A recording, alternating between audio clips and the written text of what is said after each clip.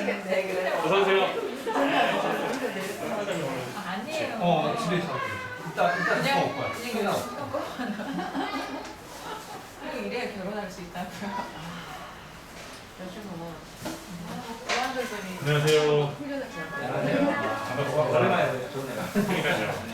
또 오늘 이렇게 부쩍부쩍하고 더 좋은 것 같습니다.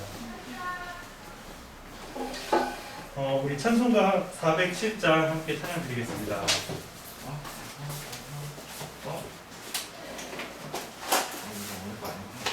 찬송가 407장입니다.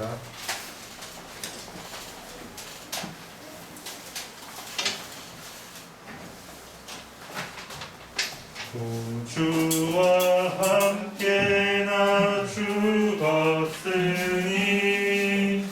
구주와 함께 나 살았도다. 영광의 그날에 이르도록 언제나 주만 바라봅니다. 언제나 주는 날 사랑하사 언제나 새 생명 주시나니 영광의 그날에 이르도록 언제나 주만 바라봅니다. 마음속에 시험을 받을 때와 무거운 근심이 있을 때에 주께서 그때도 같이 하사 언제나 나를 도와주시네. 언제나 주는 날 사랑하사 언제나 새 생명 주시나니 영광의 그날에 이르도록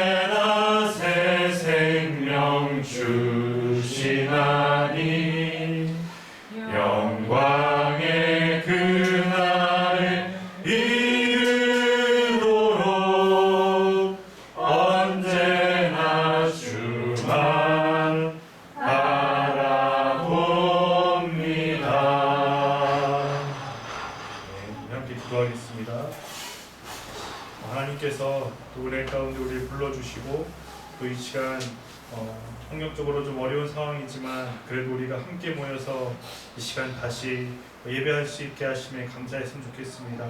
그리고 오늘 또 말씀을 통하여서 우리에게 주신 하나님 말씀을 기대하며 우리가 이 복음으로 말미암아 더욱더 굳건히 서는 시간 될 수 있도록 또 우리의 마음이 정말 영원토록 우리 주님만 소망하며 사모하며 그 하나님 나라를 기대하며 나아가는 우리 모든 강동 주님의 교회 식구들 되기를 예배를 위해서 또 말씀 전하시는 목사님을 위해서 이렇게 간절한 마음으로 기도하겠습니다.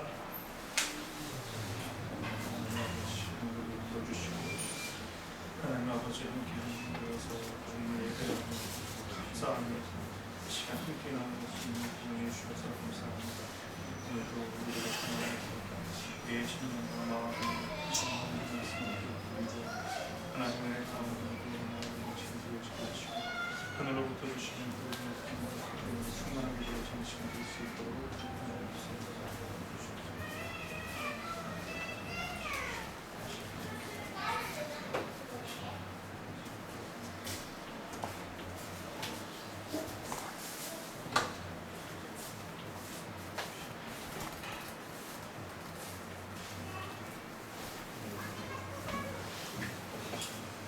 너희 의인들아 여호와를 즐거워하라.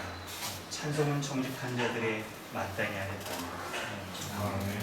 사랑과 은혜가 풍성하신 하나님, 우리로 하여금 하나님 앞에 온전한 마음으로 함께 예배를 드릴 수 있도록 은혜를 더하여 주셔서 감사합니다.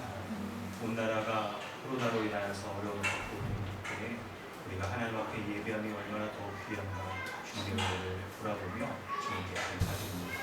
하나님, 이 나라 이 민족 가운데 하나님 함께하여 주시고 전 세계적으로 어려움을 겪고 있는 그런 사람들 가운데 주의 은혜를 더하여 주시옵소서.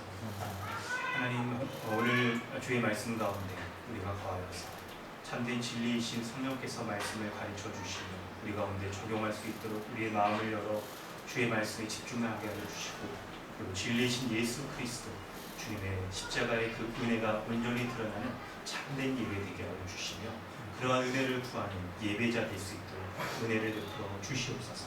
감사드리며 예수님의 이름으로 기도드립니다. 찬송가 26장 함께 찬양합니다.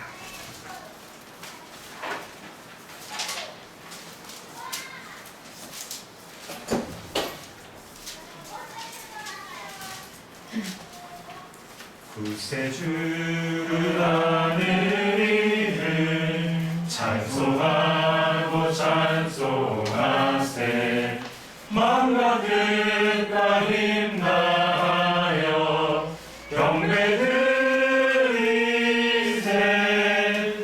주를 알지 못한 이들 주같이 인도하사 그의 피로 구속하니 찬송 부르세.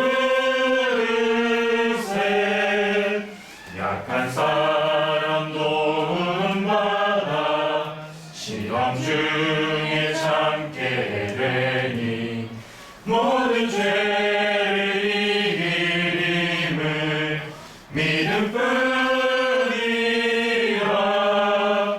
진리 되신 우리 주는 영원토록 변함없네. 성도들아 주를 믿어 길이 섬기세.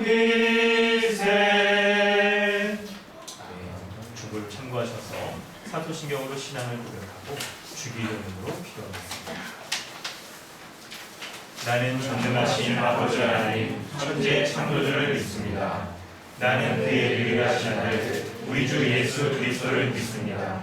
그는 성령으로 잉태되어 동정녀 마리아에게서 나시고 본디오 빌라도에게 고난을 받아 십자가에 못 박혀 죽으시고 장사된 지 사흘 만에 죽은 자 가운데서 다시 살아나셨으며 하늘에 오르시어 전능하신 아버지 하나님 우편에 앉아 계시다가 거기로부터 살아있는 자와 죽은 자를 심판하러 오십니다. 나는 성령을 믿으며 거룩한 공교회와 성도의 교제와 죄를 용서받는 것과 몸의 부활과 영생을 믿습니다. 아멘.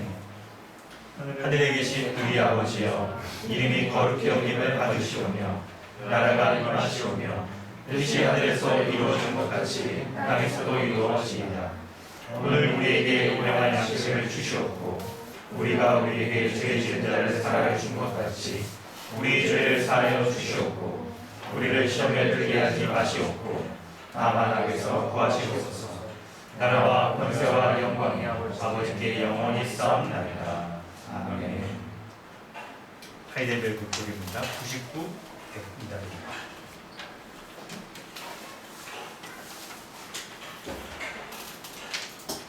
제3계명 너는 내 하나님 여호와의 이름을 망령되게 부르지 말라.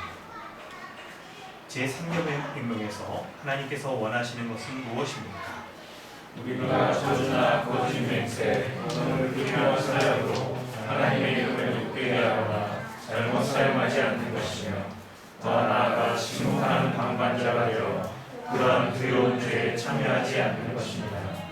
오히려 하나님의 거룩한 이름을 두려워하고 존경하는 마음으로만 사용하여 우리가 하나님을 바르게 고백하고 부르며 우리의 모든 말과 행실에서 그분이 영광을 얻도록 하는 것입니다. 맹세나 저주로 하나님의 이름을 욕되게 하는 것은 정말로 그렇게 심각한 죄입니까? 또한 그러한 죄를 막거나 금하지 못한 사람에게까지 하나님께서 진노하십니까? 진실로 그렇습니다. 하나님의 이름을 욕되게 하는 것보다 더 크고 하나님을 진노케 하는 죄는 없습니다. 따라서 하나님께서는 이 죄를 사형으로 벌하라 명하셨습니다. 아멘. 이 시간 죄의 고백을 통하여 하나님께서 우리를 거룩한 의인 삼아 주신 그 은혜에 감사합니다. 무엇보다 그렇게 하기 위하여서 우리를 십자가에 구원하여 주신 예수 그리스도 그분이 무엇 때문에 우리를 위하여 십자가에 죽으셨는지를 돌아볼 때 우리 자신이 하나님 앞에 온전치 못한 모습들, 말씀을 신뢰하지 못한 모습들, 세상을 더 쫓아쫓던 모습들, 마음의 중심 가운데 하나님을 두기보다 세상과 이 세상의 권력과 힘과 돈이나 이러한 우상을 쫓았던 모든 모습들을 주님 앞에 죄로 고백하고 기도하게 됩니다. 하나님께서 찾으시는 사람은 우리가 죄 없다 하지 아니하고 하나님께서 예수 그리스도를 통하여 믿는 우리 가운데 우리가 하나님 앞에 죄인이라 고백하였을 때 우리의 모든 죄를 용서하여 주신 것 같이 우리의 삶 가운데서 그러한 일들을 우리의 죄의 고백을 통하여서 반복시켜 주시고 확인시켜 주시고 더욱더 온전한 믿음의 사람으로 설 수 있도록 은혜를 베풀어 주시는 그 은혜를 구하면서 나가야 할 것입니다. 이 시간은 우리 자신을 하나님 앞에 솔직하게 고백하면서 하나님 앞에 기도하도록 하겠습니다. 하나님 은혜를 감사합니다.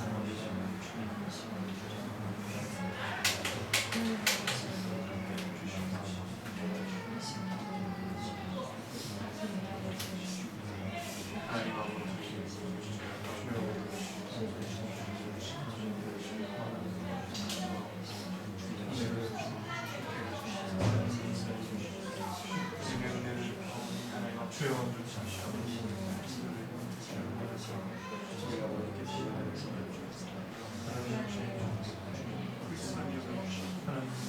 하나님 마음의 중심이라는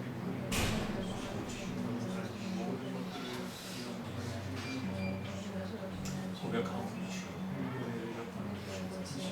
시간 주님 말씀으로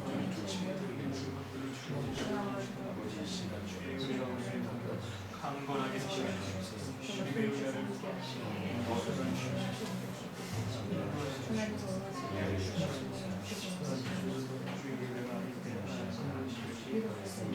말씀으로 사람의 말씀을 계시하고 말씀을 신들한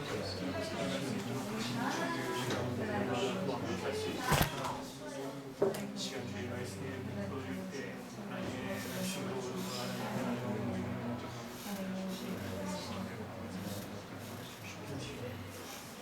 하나님 아버지 주님의 은혜에 감사함을 드립니다. 하나님 우리 가운데 예배에 참석하여 주의 말씀을 듣고 하나님의 은혜에 감사함으로 찬송하며 주님 앞에 나아가는 이 시간 가운데에서도 혹이나 우리의 마음의 중심에 세상의 염려와 근심 가운데 있고 하나님 앞에 예배할 때 주님을 만나고 주님의 이름을 높이는 것보다 내가 더 마음을 쏟고 있는 것이 있는지를 돌아봅니다. 예배드릴 때 우리 가운데 정직한 영을 허락하여 주셔서 하나님 앞에 정말 우리가 믿고 있는지, 제대로 믿고 있고 제대로 하나님을 알고 하나님이 어떤 분이신지를 고백하고 그것이 우리 삶에서 열매로 드러나고 있는지를 돌아봅니다. 주님 은혜를 베풀어 주셔서 우리가 예배하는 이 예배 때마다 하나님의 은혜를 돌이켜 다시 한번 우리의 죄악됨을 확인하며 주의 은혜를 구하고 주의 은혜로 말미암아 강건하여질 수 있는 그런 예배 될 수 있도록 함께하여 주옵소서. 우리의 마음의 중심에 하나님보다 하나님의 뜻이 어떤 어려움과 불가능한 그런 상황 가운데서도 성취되는 그런 하나님의 역사보다 세상이 더 크게 보이고 세상에 더 마음에 나의 정욕을 쫓아 이룰 수 있을 것만 같이 보여지는 그 세상을 쫓아 살아가는 모습들이 있다면 하나님 이것을 죄로 고백하고 인정하고 하나님의 선하신 뜻이 온전히 성취되는 그것을 바라볼 수 있는 은혜를 베풀어 주시옵소서. 이 시간 주의 말씀이 베풀어질 때 하나님의 말씀, 하나님 설교자를 통하여 전달되어지는 그것이 사람의 개인의 생각이 아닌 하나님의 말씀인 것을, 하나님이 나에게 원하시는 주님의 뜻인 것을 우리가 인정하고 믿고 주님 믿음 가운데 온전히 설 수 있도록 함께해 주시옵소서. 말씀으로 역사해 주셔서 우리를 온전케 하시는 것임을 믿게 하여 주시고 오직 하나님의 말씀이 아니고서는 이 죄인의 생각들이 바뀌어지고 인생의 방향들이 그리고 자신만을 위해서 살아가는 인생의 계획들이 온전하게 될 수 없다는 것을 인정하여서 주님의 말씀에 순종하여 하늘의 복을 누리는 우리 각 사람들 될 수 있도록 은혜를 더하여 주시옵소서. 감사드리며 예수님의 이름으로 기도드립니다. 찬송가 254장 찬양하는 신주진 형제님 기도해 주십니다.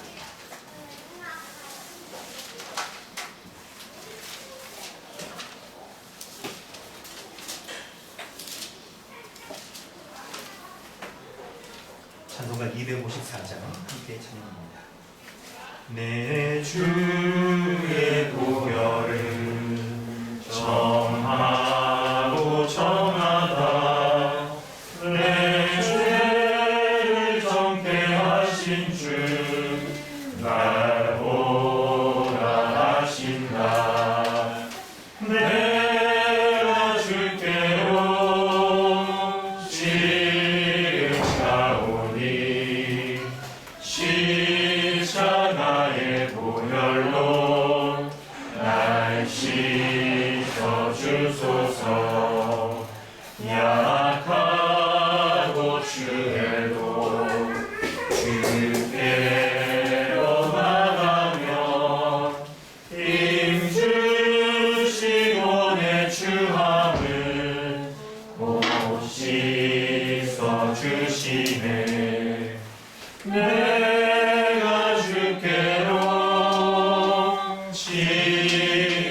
시음하오니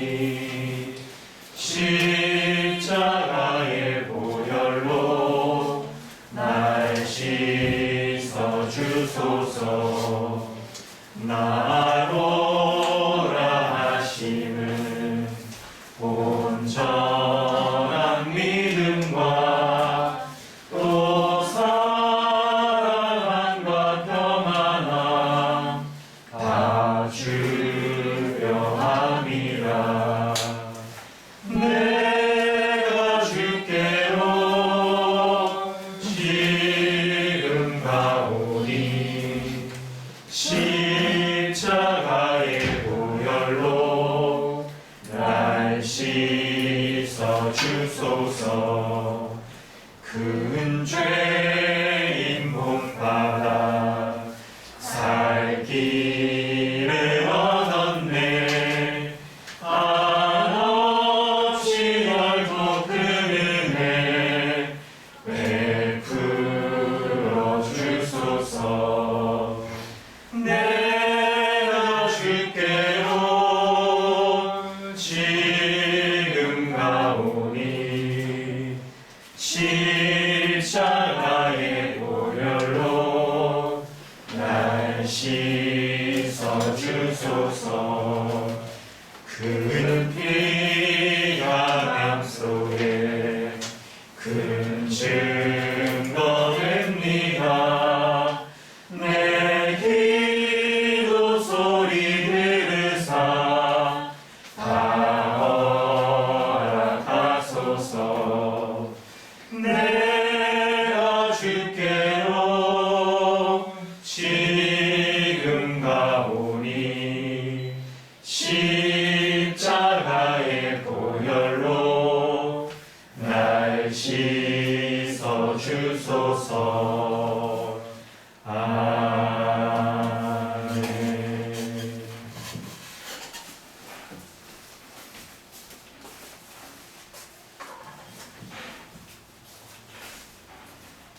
함께 기도드리겠습니다. 하나님 은혜에 감사드립니다. 우리가 하나님의 자녀라는 복과 안식을 누리게 하여 주시기 위해 불가능한 상황 속에도 우리를 믿음의 길로 걷게 하시려고 준비하시고 노력하시는 하나님의 성실하신 의지에 대해 정말 감사드립니다. 그러나 사가랴가 하나님께 표적을 구했듯 우리도 세상 속에서 하나님의 표적을 구하며 우리의 믿음에 대하여 증명해 주시길 원했습니다. 하지만 하나님께서는 이 땅에 오셔서 하나님이 만드신 세상을 책임지기 위해 우리가 세상에 존재하기 전에 이미 이 땅에 오셔서 십자가를 지우셨습니다. 마땅히 우리가 우리의 죄로 인한 형벌을 받아야 하지만 하나님은 사람을 사주하기 위해 피조물 대신 형벌을 받으셨습니다. 우리는 그러한 하나님의 준비와 의지 그리고 예수 그리스도의 형벌 대속적 죽음으로 하나님의 자녀가 된 존재가 되어 근질적으로 죄로부터 자유케 되는 은혜를 누리게 되었습니다. 그러나 아직도 우리는 확신안에 거하지 못하고 표적을 구하고 있으며 죄의 고통과 흔적으로 우리의 삶에 찾아오는 죄를 적극적으로 뿌리치지 못하고 체념하며 받아들일 때도 있었습니다. 우리가 그 죄를 돌아보고 부끄럽게 여기며 지금 회개합니다. 이제 그 은혜로 하나님의 자녀가 되었으니 우리가 이러한 죄를 멀리하도록 힘쓰고 맞서 싸우도록 하여 주시기 원합니다. 또한 하나님이 주신 자유에 대한 책임을 외면하지 않으며 한 몸은 지체로 서로를 섬기며 성령이 하나 되신 것을 힘써 지키도록 강동 주님의 교회 모든 지체들을 찾아가셔서 함께하여 주시기 원합니다. 우리가 교회로 서로 사랑하고 서로 섬기며 한 몸됨을 실현하게 하여 주시고 하나님 나라의 복을 이 교회에서 누리며 다시 오실 예수님을 소망하며 살기 원합니다. 목사님이 선포하시는 하나님의 말씀에 성도들은 순종하며 그 말씀이 실제 삶 속에서 적용되게 하여 주시고 이곳에 모인 모든 성도들이 예수님께서 그 공생애에서 보여주신 섬김과 공감을 기억하며 우리가 마땅히 해야 할 책임을 온전히 받아들이며 서로 사랑하고 섬기게 하여 주시기 원합니다. 우리의 자녀들을 하나님의 말씀으로 양육하여 아이들이 커갈 때 믿음도 같이 성장하며 이 아이들이 성경적 교회의 성도가 되어 믿음도 견고하게 하여 주시기 원합니다.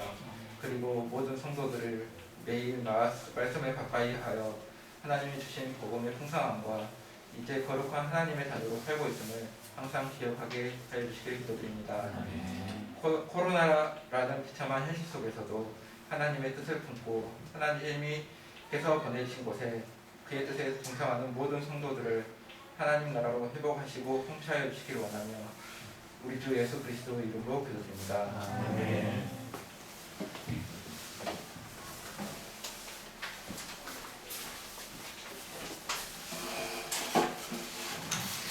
하나님께서 오늘 우리에게 주시는 말씀은 누가복음 1장 24절로 38절까지 말씀입니다.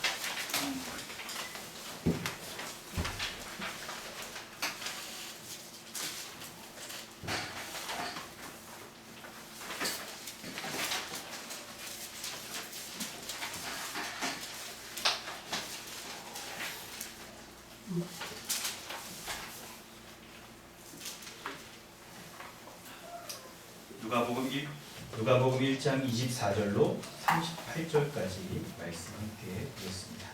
함께 읽겠습니다. 시작. 이후에 그의 아내 엘리사벳이 잉태하고 5달 동안 숨어 있으며 이르되 주께서 나를 돌보시던 날에 사람들 앞에서 내 부끄러움을 없게 하시려고 이렇게 행하시리라 하더라.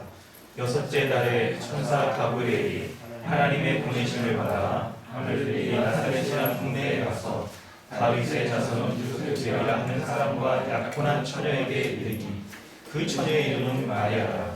그에게 들어가 이르되 은혜를 받은 자여 평안할지어다. 주께서 너와 함께 하시도다 하니 처녀가 그 말을 듣고 놀라 이런 인사가 어찌함이냐 생각하며 천사가 이르되 마리아여 무서워하지 말라. 내가 하나님께 은혜를 입었느니라. 보라 내가 잉태하여 아들을 낳으니 그 이름을 예수라 하라. 그가 큰 자가 되고 즉 기록하신 아들이라 일컬어질 것이요 주 하나님께서 그 조상 다윗의 왕위를 그에게 주시리니 영원한 야곱의 집을 왕으로 다스리실 것이며 그 나라가 무궁하리라. 마리아가 천사에게 말하되 나는 남자를 알지 못하니 어찌 이를 수 있을까. 천사가 대답하여 이르되 성령이 내게 임하시고 지극히 높으신 이의 능력이 너를 덮으시니 이러므로 나시바 거룩한 이는 하나님의 아들이라 일컬어지리라. 보가 브라의 친족 엘리사벳도 늙어서 아들을 배었느니라. 본래 임신하지 못한다고 알려진 바가 이미 6달이 되었나니 대저 하나님의 모든 말씀은 능하지 못하시니 없느니라.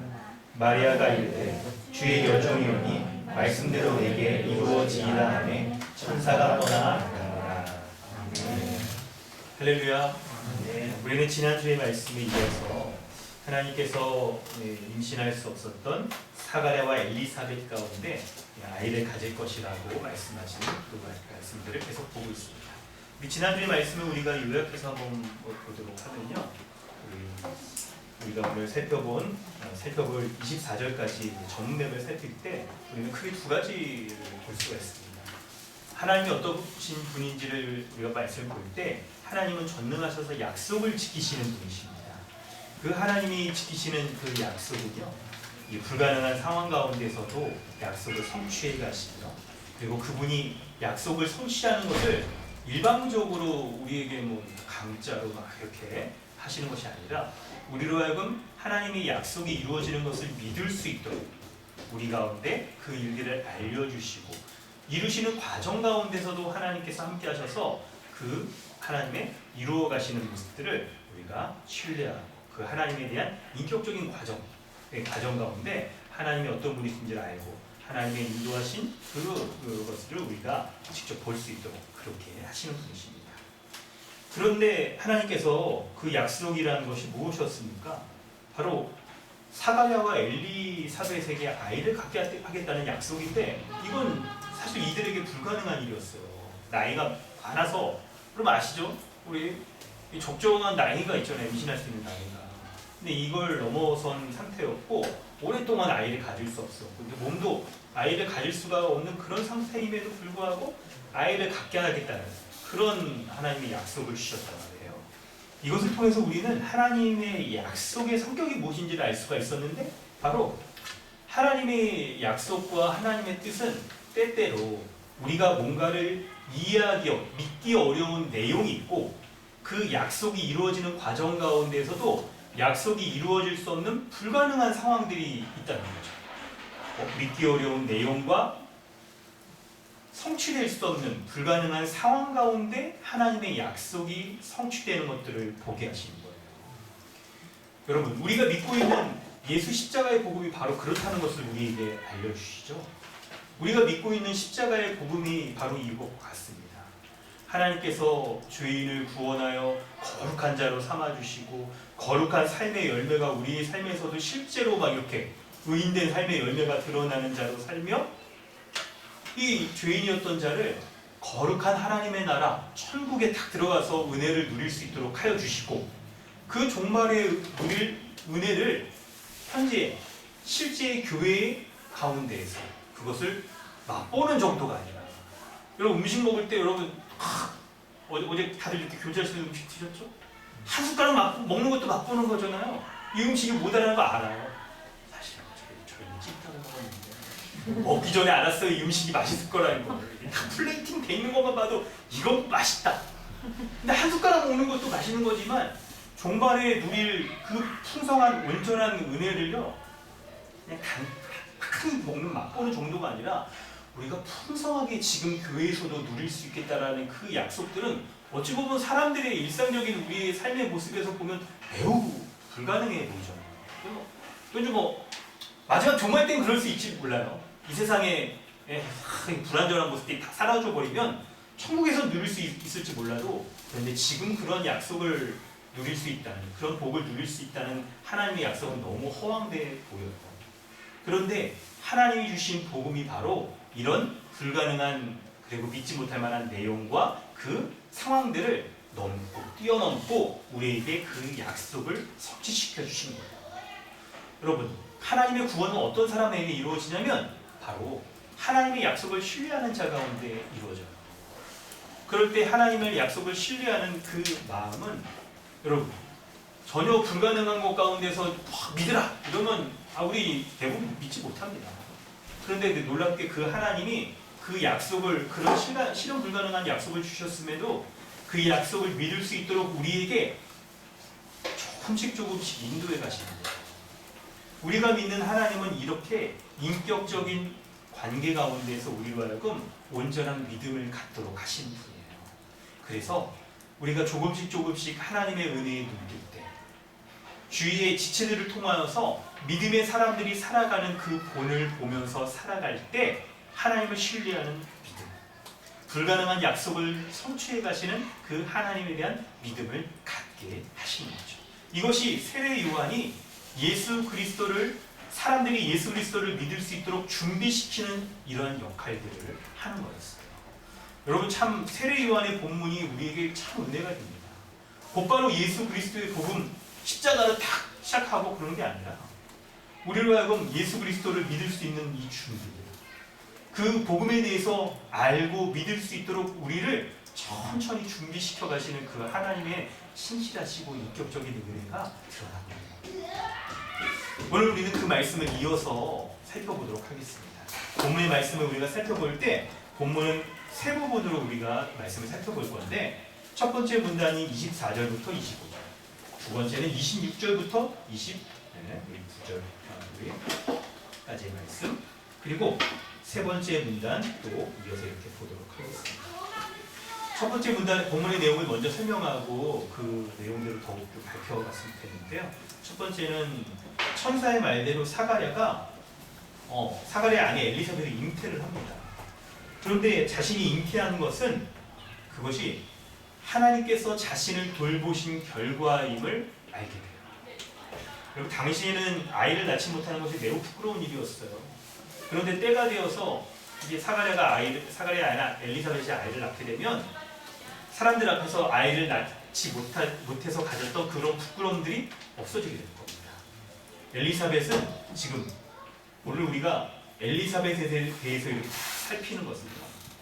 예수 그리스도에 대해서 그분의 길을 준비하는 세례 요한에 대해서 먼저 살피는 것만큼이나 우리에게 하나님의 은혜, 십자가의 복음의 이 원리들을 우리에게 알려줍니다. 두 번째 내용은 26절 이하부터인데요. 천사 가브리엘이 마리아에게 나타나서 그녀가 하나님의 은혜를 입어서 아들을 낳을 것이라고 말하는데 하나님의 아들의 이름이 예수죠. 예수. 여러분 예수란 말은 사람의 이름이에요. 당시에 유대인들에게 굉장히 흔한 이름이었어요. 예수라는 말이. 예수 그리스도 하면 예수라는 그 사람의 몸으로 태어나신 분이 구원자 그리스도다라고 우리가 이제 믿는 것이죠. 예수라는 그 이름은요. 그런데 여기서 여러분 26절 이하에서는 이름이라는 게 여기 굉장히 좀 중요하게 여겨지는데 뭐냐면 하나님의 백성을 구원하는 그분의 사명을 가리켜요. 그래서 예수님은 다윗의 후손으로서 오시고 다윗의 왕위를 이어받을 분이라는 것을 설명해 주는데요. 그분이 왕이 되어서 영원한 야곱의 집, 하나님의 나라를 이 땅에 임하게 하고 다스리실 분이라는 것을 말씀해 주고 있습니다. 그럴 때 세 번째로 이렇게 우리가 살펴볼 내용 가운데 중요한 게 뭐냐면 마리아가 남자를 알지 못하는 여인이었다. 처녀였다는 말이 본문에서 굉장히 강조가 돼요. 의도적으로. 처녀였다는 얘기를 이번에 누구 생뚱맞게 굳이 쓸 필요 없을 거고 그냥 엘리사벳 이름을 불러도 되고 아니면 여인이요 이래도 되겠지만 처녀라는 것을 굉장히 강조를 합니다. 바로 마리아가 이 처녀로 아이를 가졌다는 것은 성령의 임함과 그리고 지극히 높으신 하나님의 능력으로 아이를 갖고 낳게 될 것이라는 것을 말해주는데 바로 마리아를 통해서 태어나는 그 예수라는 사람이 단순한 사람으로서 태어나는 것이 아니라 하나님의 능력 가운데 태어나는 하나님의 이 종으로서 하나님의 사역을 하기 위한 분으로서 오시는 것을 얘기하고 있고 그리고 이 그녀가 늙었음에도 이 아이가 태어나고 남자를 알지 못하면서도 이 처녀가 아이를 갖는 모습으로서 하나님의 능력으로 이 아이가 태어난다. 하나님의 말씀은 능치 못함이 없다라는 것을 우리에게 알려줍니다. 자, 그러면 이렇게 우리가 기본적으로 이해한 것 가운데 세 개의 문단을 좀 하나씩 우리가 더 살펴보도록 하겠습니다.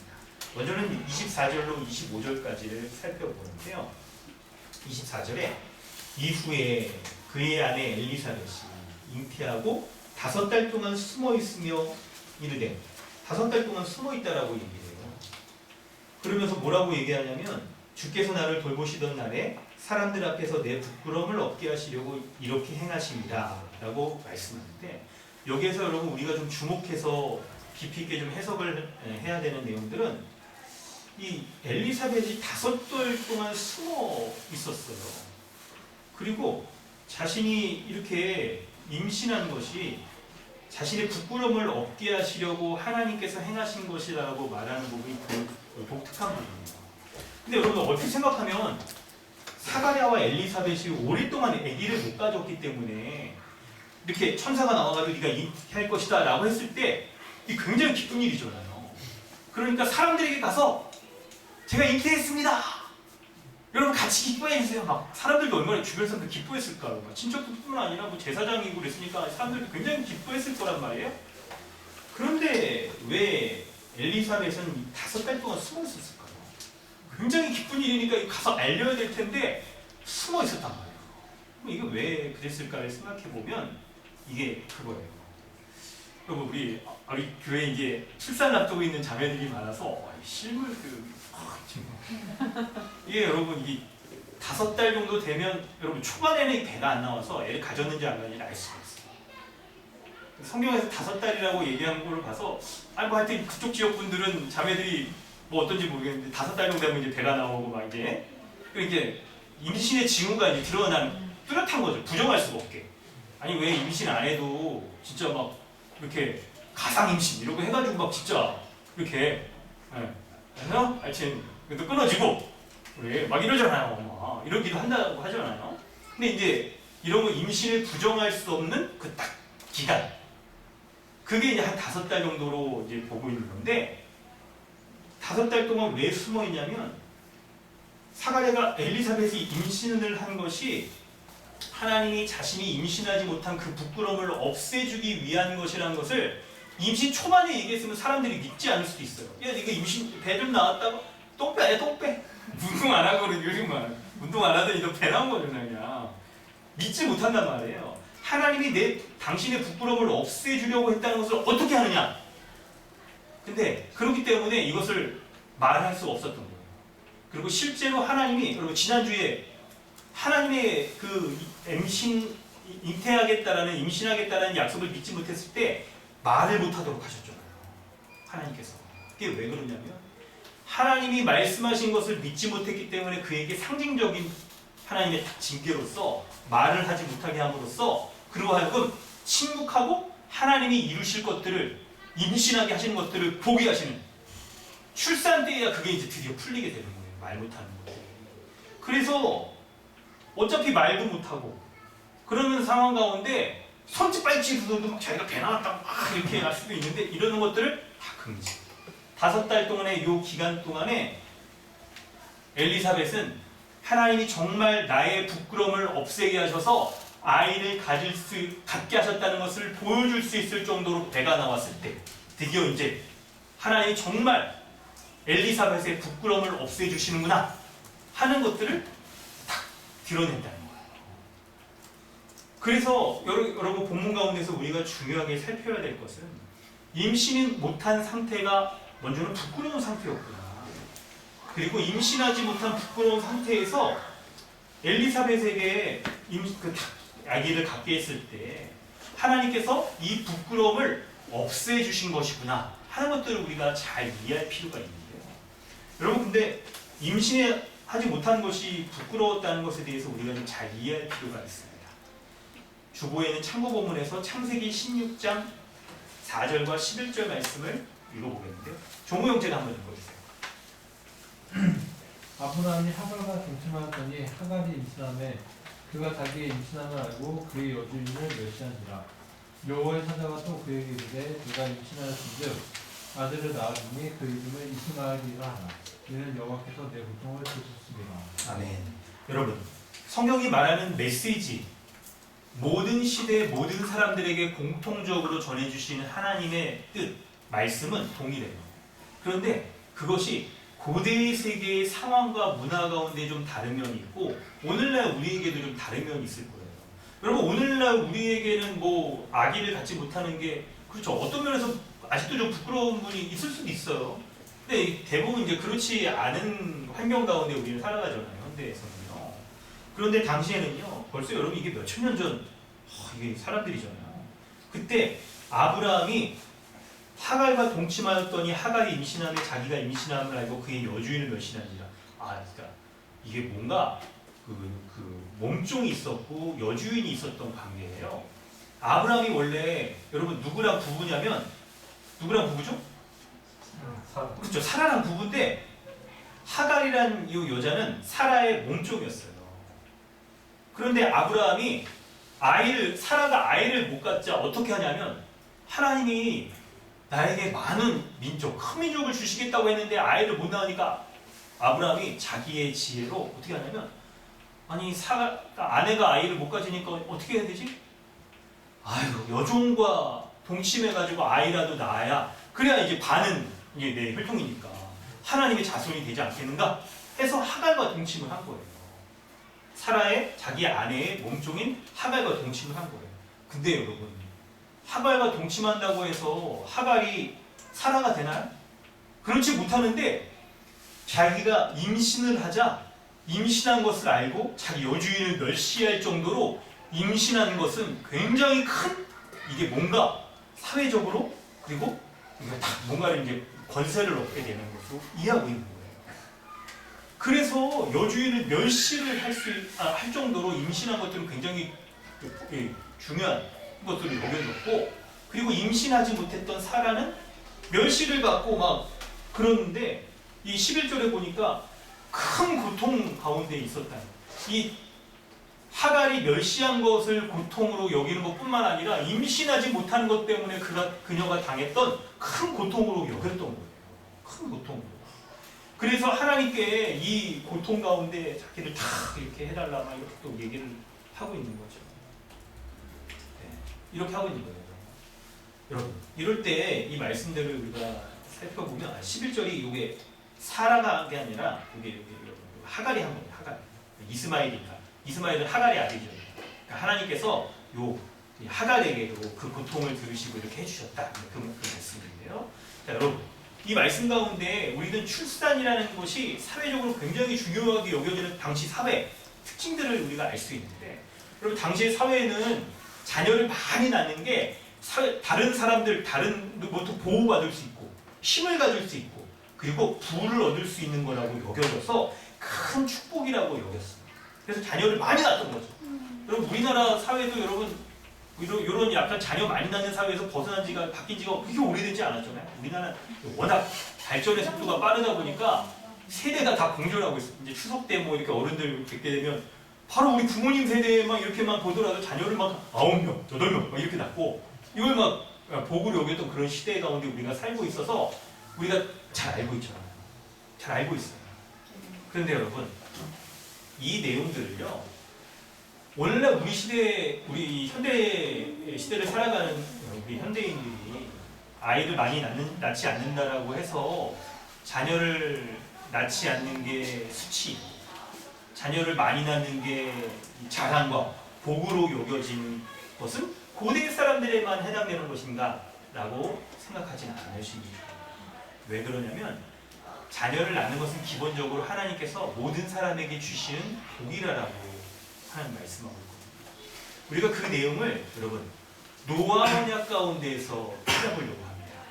창세기 3장 9절부터 11절을 보시면 하나님께서 노아 언약 가운데 자녀를 낳는 것이 어떤 의미인지를 우리가 잘 알 수가 있어요.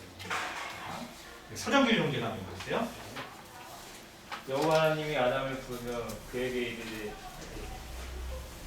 내가 너희와 언약을 세우리니 다시는 모든 생물을 홍수를 면하지 아니할 것이라. 땅에 멸할 홍수가 다시 있지 아니하리라. 하나님이 이르시되 내가 나와 너희와 및 너희와 함께하는 모든 생물 사이에 대대로 영원히 세우는 언약의 증거는 이것이니라.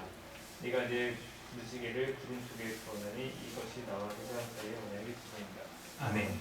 여러분, 창세기 6장부터 9장까지 이어지는 노아 홍수에 대한 말씀을 여러분 잘 알고 계시죠?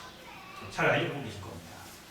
노아 홍수 가운데 하나님께서 세우시는 그 노아 언약의 특징이 뭐냐면, 여러분, 아담 언약과 다르게 노아 언약이 갖는 특징이 있는데, 그것은 하나님께서 모든 세상을 하나님이 그 죄에 대해서 내버려 두지 않고 심판하시는 거예요.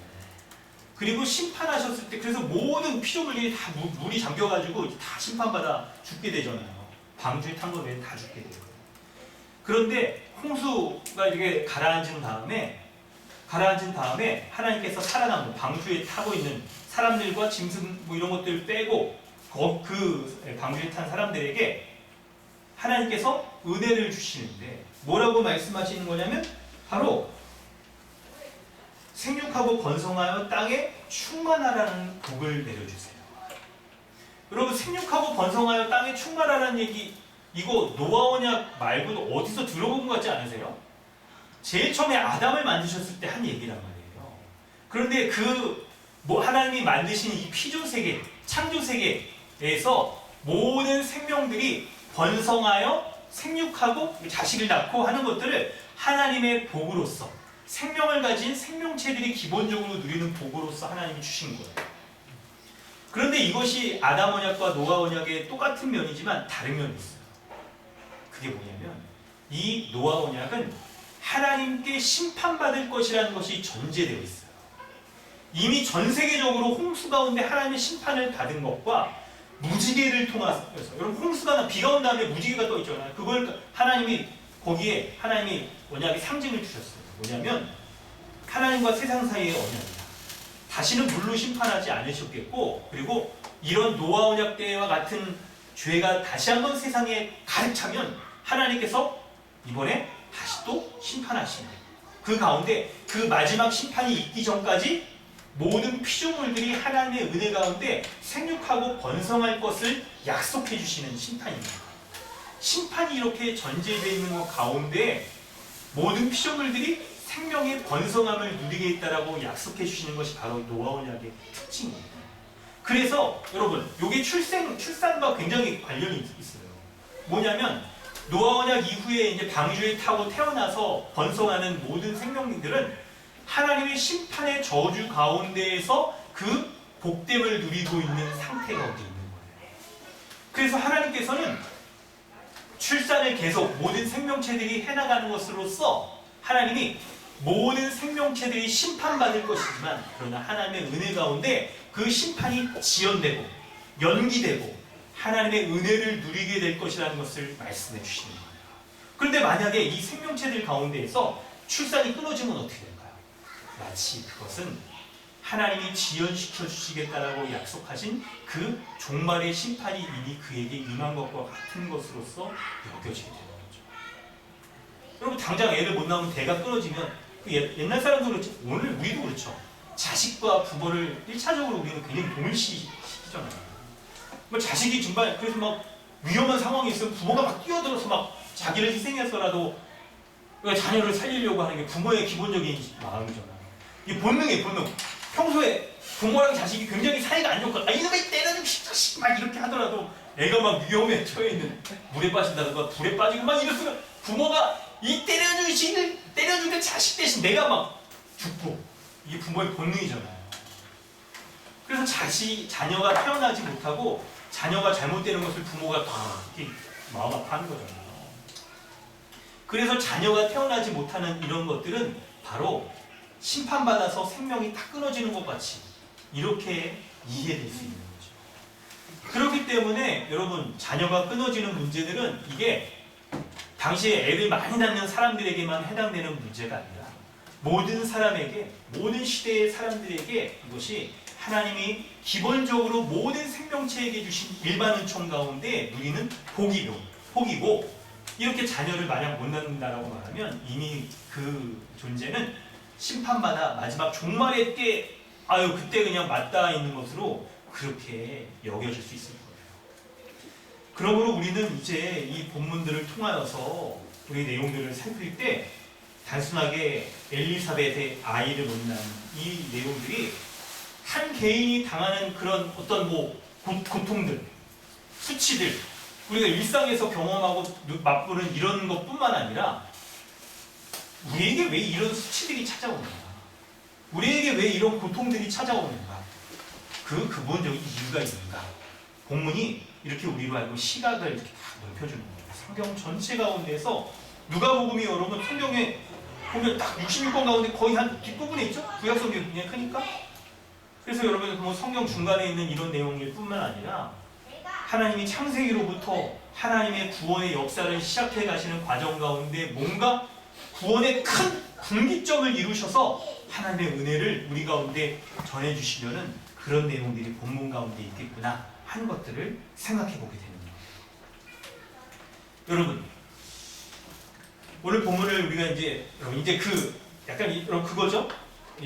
여러분 우리가 설교를 하면서 우리 이제 설교를 어떤 방식으로 하는지도 이렇게 설명하고 있는데 누가복음에서 엘리사벳이 부끄러움을 당하는 그 부끄러움을 본문 내에서도 살필 뿐만 아니라 성경 전체 내에서도 우리가 이걸 폭넓게 우리가 살핀다는 거예요. 그래서 이 두 가지를 같이 이렇게 가려고 하는 겁니다. 그런데 먼저는 이 본문 내에서 엘리사벳의 부끄러움을 잘 살필 필요가 있어요. 자, 여러분 25절로 넘어갔는데 25절을 우리 다 함께 한번 읽어볼까요? 함께 읽습니다. 시작. 주께서 나를 돌보시는 날에 사람들 앞에서 내 부끄러움을 없게 하시려고 이렇게 하시니라. 아멘. 25절에 24절에 엘리사벳이 5달 동안 숨어 있는 것도 바로 25절이 정말 이루어졌다는 것을 확실하게 자신이 배가 좀 나왔을 때 알리기 위한 것이죠. 뭐였냐면 엘리사벳은 그동안 이렇게 아기를 갖지 못하다가 이제 하나님께서 약속 가운데 아이를 갖게 되었는데 주께서 나를 돌보신 그 아이를 갖게 된 것은 먼저는 자신의 부끄러움을 없게 하시려고 사람들 앞에서 부끄러움을 없게 하시려고 이렇게 아이를 갖게 한 것이다. 아이를 갖지 못하면 얼마나 부끄러움을 당했을까요? 제사장이고 막 그랬는데 막 아이를 못 갖고 이런 게 너무나도 부끄러웠을 거란 말이에요. 너무나도.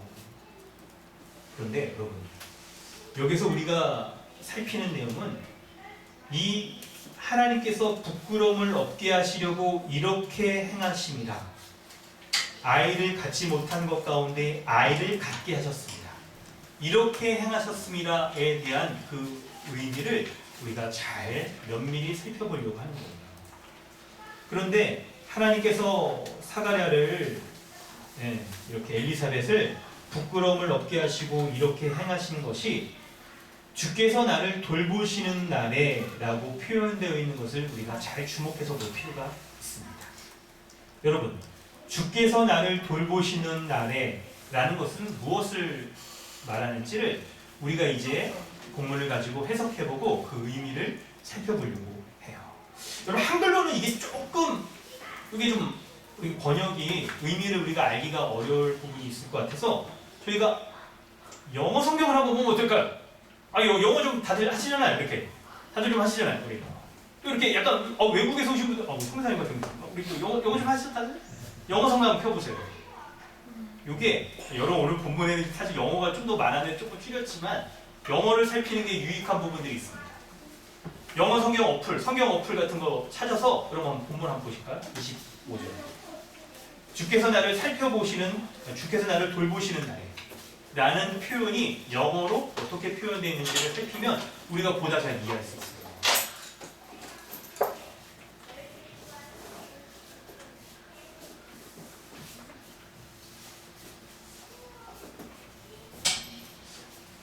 오늘도 사실 종우 형제가 평소에 영어 성경도 이렇게 하고 그런 사람이 이렇게 얘기하려고 했다가 영어를 더 잘하는 우리 청년이 있어서 그렇죠. 자 여러분 영어 성경 한번 보십니다. 어떻게 표현되어 있습니까? 우리 벌써 초등학교 애들도 영어 잘하더라고. 어제도 저희 가니까 여운이가 막 영어를 프리토킹 하듯이 막 이렇게 막 줄줄줄 깜짝 놀랐어요. 다들 영어를 잘하시고. 자, 영어 성경 여러분 이렇게 또 보시고 그러면 형제 형제가 한번 좀 영어를 한번 본토 발음을 한번 읽어주세요. 아직 못 찾았어요. 못 찾았구나. 우리 본토의 다음을 선생님들 받아야 돼요. 그렇죠. 다운받으면 좀 오래 걸리니까. 누가 좀 읽어주실까요? 원래 한 번. 우리 주께서 나를 주께서 나를 돌보시는 영어로 좀 어떻게 써야 되는지. 본토 발음 아니어도 됩니다. 부담 갖지 마시고. 우리 여운이가 네, 좋습니다. 뭐라고 써 있냐면 여러분 이게 시제를 살펴보는 거예요. 여러분 시제가 주께서 나를 돌보시는 날에 돌보시는 날에라는 게 여러분 시제가 뭔가요? 시제가 뭐죠? 네네 이제 그만 읽으시면 됩니다. 네, 다 읽으시면 돼요. 이거 좋아요. 앞으로 이제 공부를 잘한다. 네. 시제가 뭘로 써 있습니까? 여러분 돌보시는 날에 이게 현재 완료로 쓰여 있어요. 현재 완료. 현재 완료라는 게 문법적 오늘 우리 학원에서 다시 이렇게 예배를 드리니까 제가 영어를 문법적으로 약간 설명을 왠지 해야 될 것 같은 것 같은데 현재 완료라는 건 여러분 과거에 시작된 게 현재까지 영향을 미치고 있는 거잖아요. 잘 생각해 보세요. 그 현재 완료의 의미를 영어 번역본들이 거의 대부분이 다 현재 완료로 번역을 해놨어요. NLT 빼고 NLT는 좀 자유 번역이라 더 의미를 풀어서 이렇게 하기 때문에 아예 이렇게 현재형으로 해놨어. 의미를 더 간 거예요. 여러분 현재 완료로 한 게 여러분 어떤 의미인지 우리가 살피면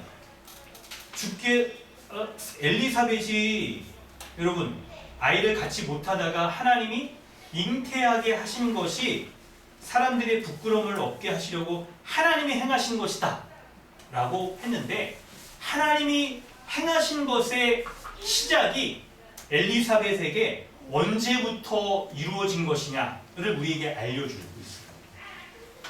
하나님이 엘리사벳의 부끄러움을 없애주시려고 행하신 것이 자 여러분이 이해하기 쉽게 1번과 2번 중에 여러분 결정하십시오. 1번 하나님이 그 불임 아기를 갖지 못하는 것은 왜 그랬는지는 잘 알지 못하지만 잉태하게 하신 것 그것은 하나님이 하신 거다. 그래서 하나님이 부끄러움을 없애주셨다 라는 거. 두 번째 조금 더 설명하면 좋을 것 같아요. 뭐냐면 하나님이 의도적으로 아이를 갖지 못하게 하고 그리고 부끄러움 가운데 의도적으로 두시고 그리고 나서 잉태하게 하셨다. 이게 1번. 2번. 잉태하지 못하도록 한 건 뭔지 정확히 본문에서 설명이 안 돼 있어요. 하나님이 하셨다는 게 정확히 이게 안 나와서 그 잉태의 원인은 알지 못한다 하더라도 잉태하지 못한 것 때문에 부끄러움을 당하고 있는 과거의 일들로부터 하나님께서 지금 인도하신 가운데 엘리사벳이 출산하는 것을 통해서 하나님이 부끄러움을 없애주셨다. 이 차이가 이게 있어요. 두 가지가 여러분 그러니까 엘리사벳이 왜 잉태를 못했는가 하나님이 막으신 건가 하는 것은 우리가 그건 알지 못한다 하더라도 뭐를 우리가 알 수 있는 거냐면 적어도 이 왜 애를 못 갖게 됐는지는 알지 못한다 하더라도 하나님이 엘리사벳이 아이를 갖지 못한 그 먼 과거부터 결혼을 몇 살 때 했을까요? 굉장히 젊었을 때 했을 거 아니에요.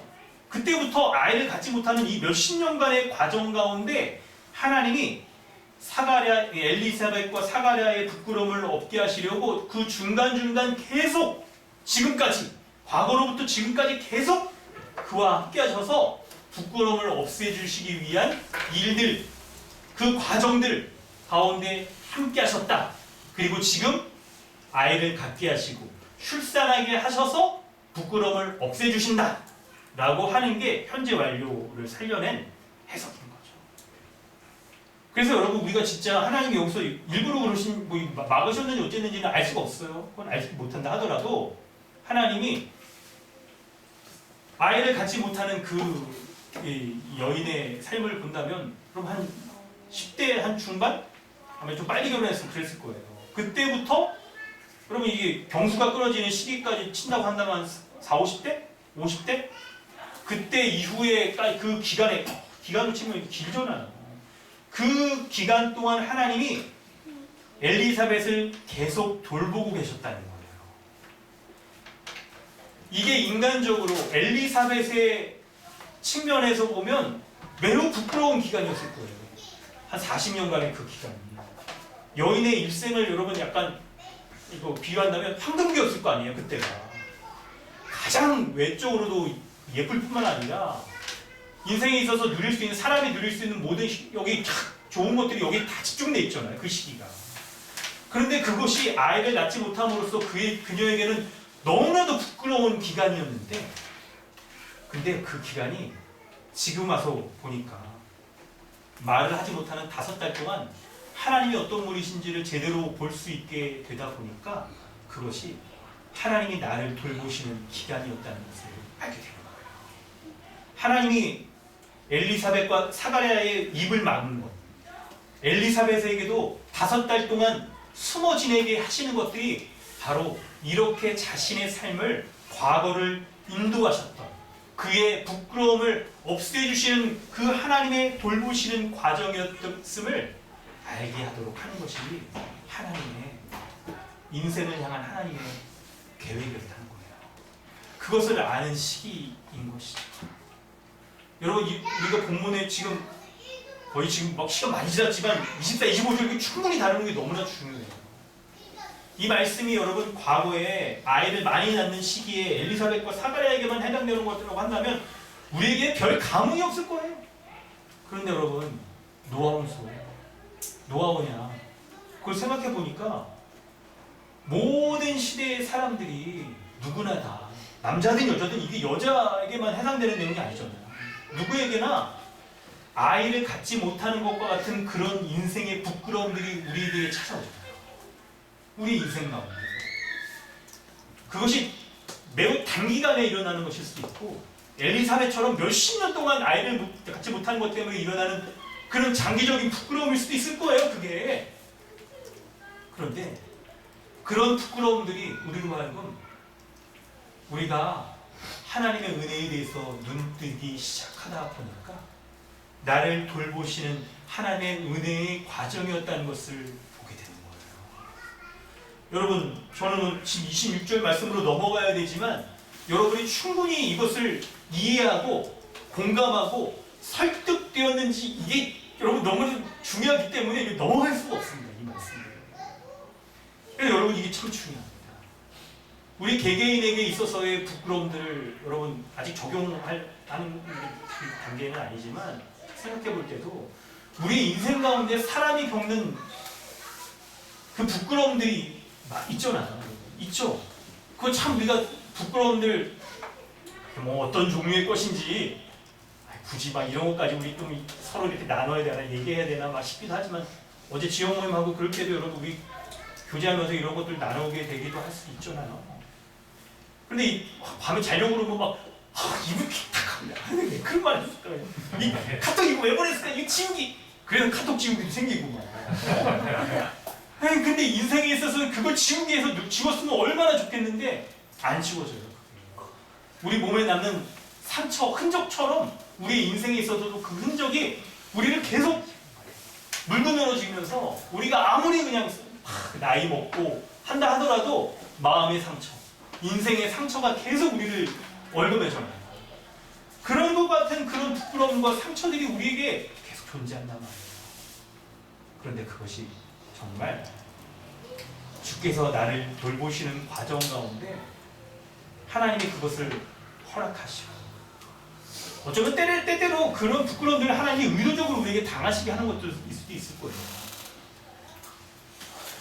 우리로 일부러, 지금 보통의 현장 가운데서 우리가 일부러 하나님이 일부러 하셨다라고 그러면 굉장히 하나님이 원망스럽겠지만, 근데 본문이 하나님이 일부러 하셨다라고 나오지 않으니까 그거는 제외해두고, 우리가 그냥 인생에서 때때로 만나는 것들이 왜 나에게 찾아오는지를 알지 못한다 하더라도 그것이 나에게 큰 부끄러움과 때때로는 정말 모욕적이 될 수 있을 거야. 사람들 앞에서.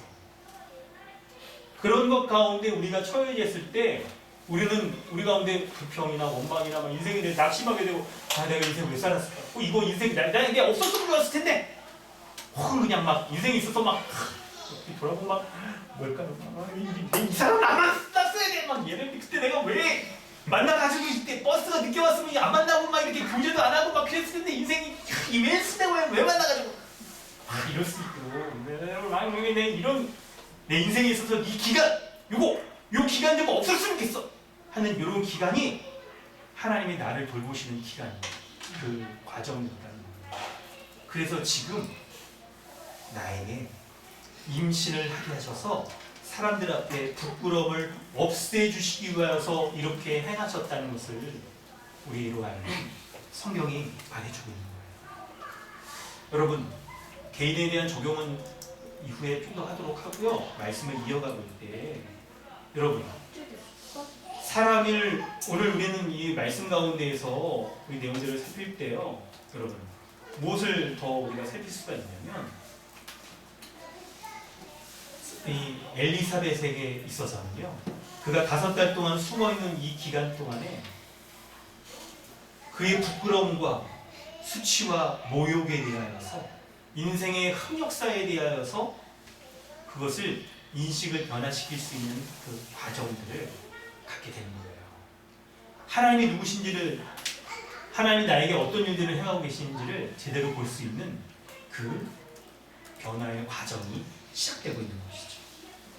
배가 나오면 나올수록 몸의 변화가 뚜렷해지면 뚜렷해질수록 하나님의 역사하심에 대한 확신도 갖게 돼요.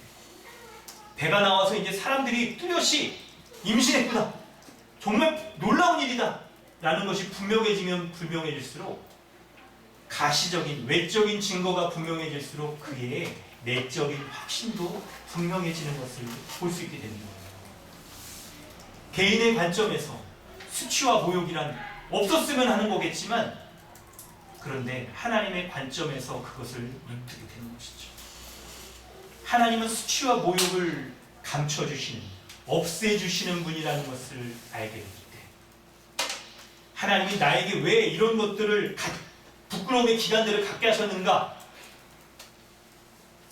하나님의 뜻은 무엇인가를 이제 드디어 묻게 됩니다. 수치스러운 그 중간에는 이런 것들을 우리가 질문하며 생각해 볼 수 있는 여유와 이게 우리에게 없었을 거예요. 그런데 이것이 창조주의자 모든 만물을 주님의 뜻으로 다스리고 계신 하나님의 의도적인 지혜로운 방식이라는 것을 눈뜨게 됩니다.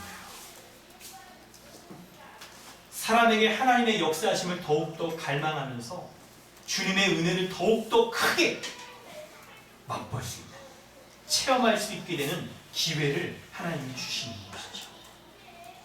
여러분 이런 면으로 생각해 보면 나의 수치는 하나님의 뜻이 성취되기를 바라는 변화의 기회가 되어질 수도 있어요. 사람들에게 당하는 모욕은 하나님이 주시는 은혜를 더욱더 크게 누릴 수 있는 기회이자 복이 될 수도 있는 거예요. 여러분 하나님께서는 아이를 낳지 못했던 엘리사벳의 수치를 없애주셨습니다. 그것을 통해 하나님은 돌보시고 복 주시는 분이라는 것을 믿게 하시는 거죠. 이것을 경건한 자였던 사가랴와 엘리사벳 가운데 그들을 돌보시는 하나님의 놀라운 은혜가 과거로부터 지금까지 계속되고 있다는 것을 알게 해주시는 거예요. 여러분 여기서 우리는 복음의 놀라운 원리들을 발견할 수가 있습니다. 하나님은 예수님을 보내셔서 십자가의 죽으심으로 죄로 말미암는 사람들의 수치를 가리워 주시는 것입니다. 이런 하나님의 은혜는 이 땅에 예수 그리스도를 보내심으로 더 풍성하게 드러나요. 예수님은 죄인된 우리를 대신하여 십자가에 죽으셨잖아요.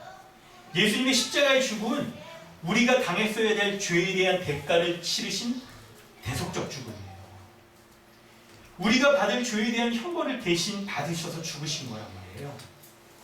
무슨 말이냐면 하나님의 영광을 잃어버려 부끄러운 존재인 죄인을 대신하여 그분이 부끄러움을 당하시고 수치와 모욕을 당하여 죄에 대해 사함과 의로움을 사람들에게 얻게 하여 주신 그 은혜인 거예요.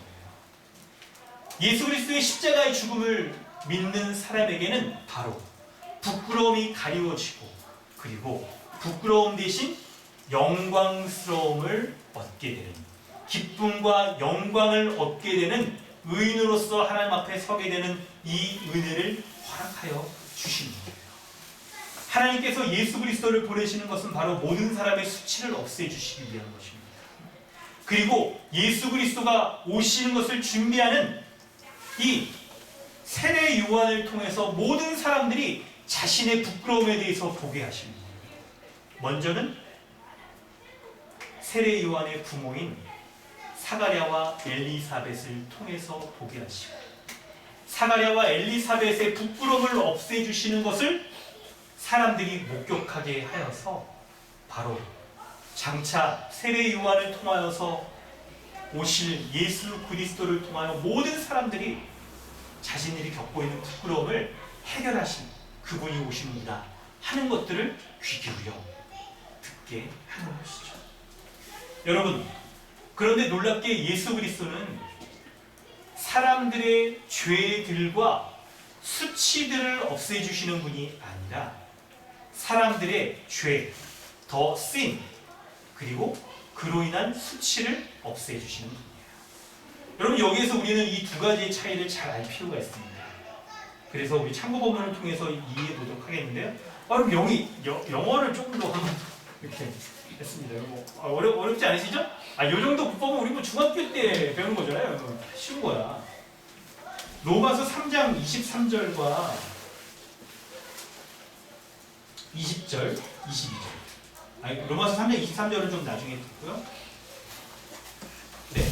3장 23절은 모든 사람이 죄를 범하였으며 하나님의 영광에 이르지 못하는 부끄러운 존재, 수치 가운데 있는 죄인이라는 거예요. 그런데 예수 그리스도가 십자가에서 이 죄를 해결해 주신 것은 어떤 성격이냐를 로마서 2장 20절과 3장 25절을 통해서 읽어보도록 하겠습니다. 자, 남이자매가 로마서 2장 20절, 22절 이렇게, 형진 형제가 3장 25절을 읽어주세요. 율법에 있는 지식과 진리의 무권을 가진 자로서 어리석은 자의 교사요 어린아이의 선생이라고 스스로 믿으니 그러면 다른 사람을 가르치는 내가 내 자신을 가르치지 아니하느냐? 도둑질하지 말라 선포하는 내가 도둑질 하느냐? 간음하지 말라 말하는 내가 간음하느냐? 우상을 가진 여기는 내가 신전 물건을 도둑질하느냐? 네, 로마서 1장에서는 이방인의 죄를, 로마서 2장에서는 유대인의 죄에 대해서 지적을 합니다. 유대인들은 율법을 가지고 있는 자들이어서 하나님의 율법에 따라서 618가지의 계명을 통해 낱낱이 무엇이 죄의 들인지를 알 수 있는 사람들이었습니다. 그런데도 그들이 하나님 앞에 범죄했지. 죄의 범죄의 목록들이 여러분 21절부터 얼마나 자세히 나오니까 도둑질만 하지 말라 가리키는데 그가 도둑질해. 간음하지 말라고 하면서 네가 간음해. 그 뒤에도 여러분 많이 있는데 생략. 중요한 건 이렇게 모든 사람이 죄들을 저지르는 사람들이에요. 그 죄들을 저지를 때 우리에게 부끄러움과 수치들이 우리에게 찾아오게 돼요. 여러분, 엘리사벳이 겪었던 부끄러움은 그가 임신하지 못한 것 때문에 겪는 부끄러움의 한 종류였겠죠. 모든 사람이 겪는 부끄러움의 종류들은 각자 다를 거예요. 그때 다르고 사람마다 다를 거예요. 만약 예수 그리스도께서 우리가 겪는 부끄러움들, 그 부끄러움들을 없애기 위해서 죄들에 대하여서 다 십자가에 죽으셨다라고 하면 예수님은 몇 번이나 십자가에 죽으셨을까요? 아직도 십자가에서 못 내려오셨을 거예요. 아직도 그냥 다채롭게 짓는 모든 사람의 죄에 대하여서 그냥 오늘은 도둑질에 대해서 십자가에 죽으시고 내일은 간음에 대해서 십자가에 죽으시고 그냥 온몸이 그냥 십자가에서 부활커녕 십자가의 죽음으로 끝났을 거예요. 그분은.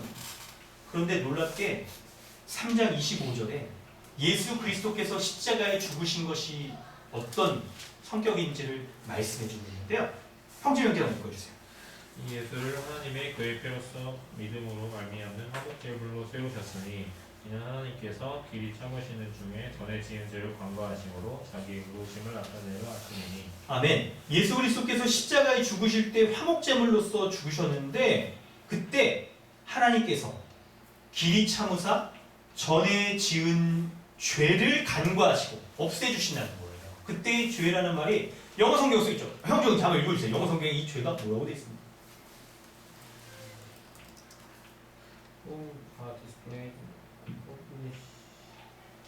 잘못 읽겠는데요. 아, 네. 영어를 잘하지만 그래도 보면 여러분 죄에 대해서 딱 얘기할 때 그러면 뭐라고 써 있습니까? 더 신스. 이 더 신스 모든 사람들이 지은 죄들에 대해서 간과하시겠다고 말하는 거예요. 예수님이 십자가에 단 한 번 죽으셨어요. 그래서 히브리서 성경에서도 단번에 죽으셨다. 그분의 단번에 죽으심으로 모든 죄들을 다 용서해 주시다는 거예요.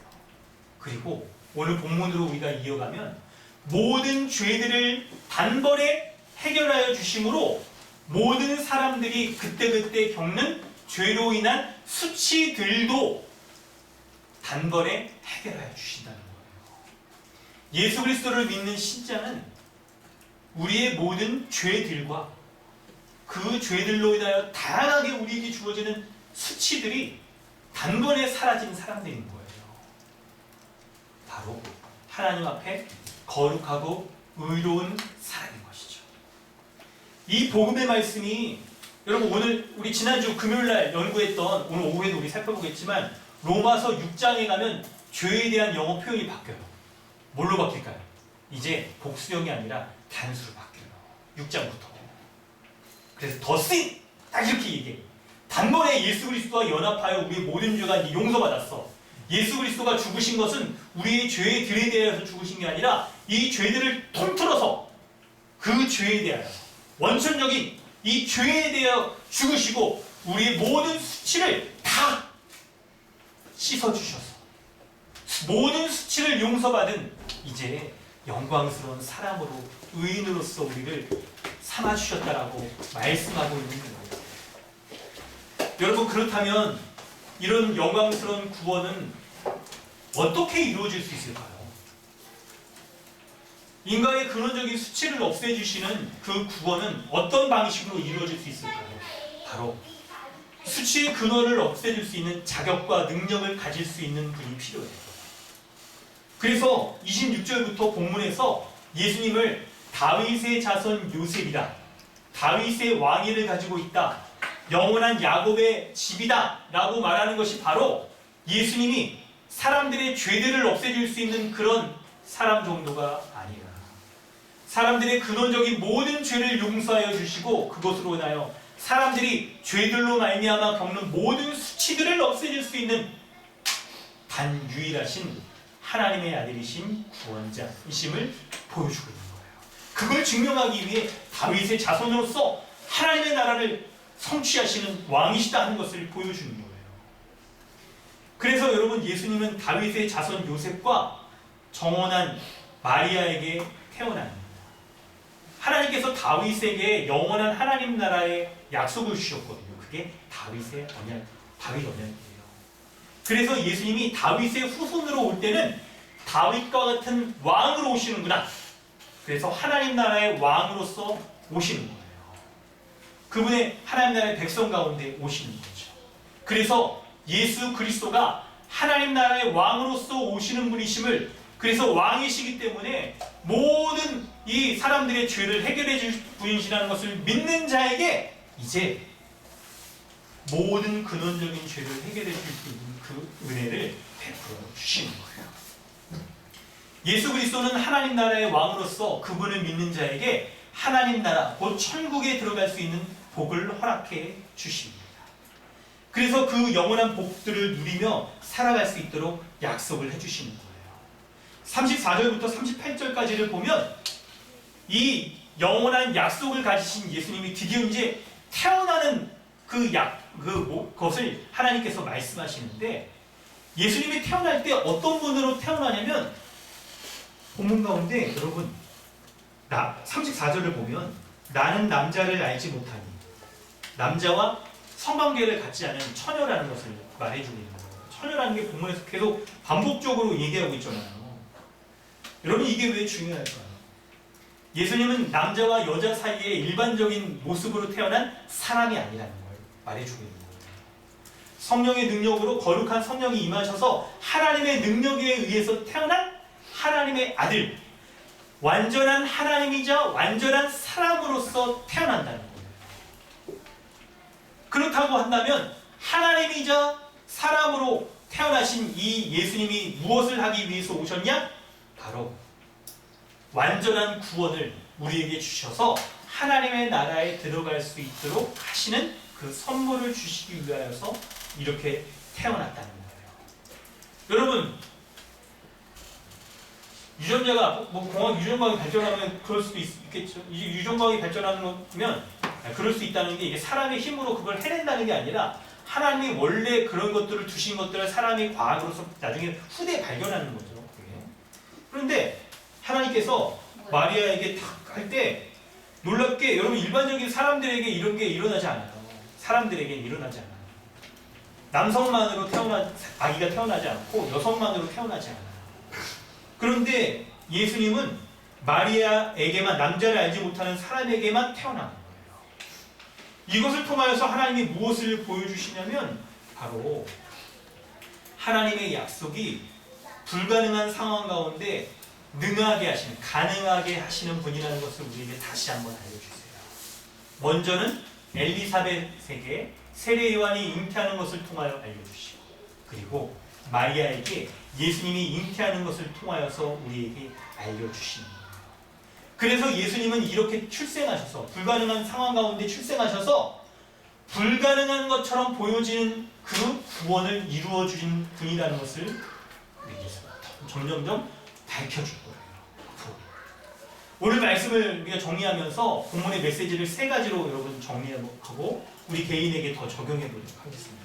첫째, 예수님은 십자가의 죽음으로써 죄로 말미암는 인간의 수치를 가려주시는 겁니다.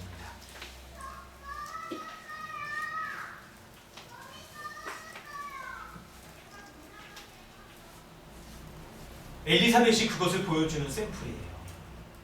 엘리사벳은 하나님의 은혜의 돌보심 가운데 부끄러움이 없어진 사람이잖아요.